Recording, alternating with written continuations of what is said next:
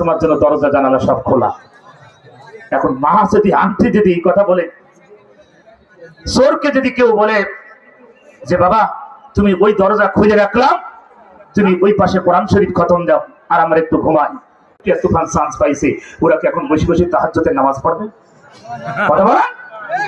আল্লাহ নবী বলেন, বিশ্ব নবী বলেন, দাইয়ুস ওই পরিবার যেই পরিবারে পর্দা থাকে না। দাইয়ুস কোন মহিলা হয় না, পুরুষ দাইয়ুস হয়। আপনার পরিবার ধ্বংস করার মূল টার্গেট হচ্ছে আপনি অভিভাবক। আপনার মেয়েকে আপনি নষ্ট করছেন বা জানেন, আপনার স্ত্রীকে আপনি নষ্ট করতেছেন। বাইরের পুরুষ নিয়ে এসে আপনি গল্প করাচ্ছেন, তোর ভাবির সাথে গল্প করা, আমি ওদিকে একটু উজু করে আসি। এটা আস্তেটা হারাম কর, বউকে দিয়ে বলছে তুই গল্প কর, আমি একটু উজু করে আসি। ও নাক মুখ ছুটি ফেলে নিত। এরকম পরিবার আছে কিনা? আমার ভাইরা, স্ত্রী আপনার, আমার স্ত্রী আপনার একটা সম্পদ। আপনি কেন বাইরে মানুষকে দেখাবেন? এটা কি কুরবানির গরু নাকি? কথা বলেন। আপনার মেয়ে আপনার একটা মা, সুন্দর করে পর্দা মেনটেন করবেন। রাসূল বলেছেন আদর্শবান পরিবার কারে বলে? যেই পরিবারে পর্দা থাকে, যেই পরিবারে সকাল সন্তানরা কোরআন পড়া, যেই পরিবারে হালাল হারাম বেঁচে খায়। আপনারা বলেন তো, ডাইনি যে যিনি ছিলেন লেডিস ফিরাউনের দলের এমপি, মন্ত্রী, চেয়ারম্যান, ওরা জান্নাতে যাবে কোন কায়দায়? আমাকে একটু বোঝান।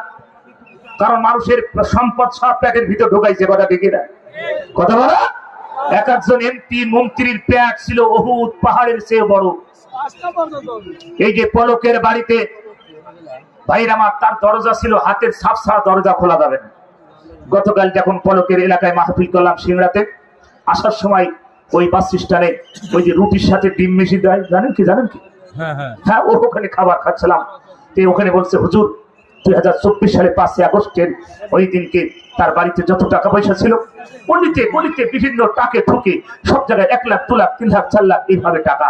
আমার ভাইয়েরা, হুজুর আসুক, সমস্যা নাই, আমরা তো রেডি আছি, মাইক দেওয়া শুরু করবো। কথা ঠিক না? হ্যাঁ, জিহাদ শুরু হয়ে যাবে, হুজুর আসলে শুরু হয়ে যাবে।